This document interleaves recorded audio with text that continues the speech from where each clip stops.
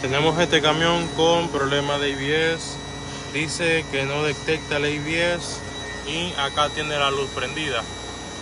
Ya el módulo le chequeamos las corrientes, señales principales y eso, y vimos que le faltaba una ignición.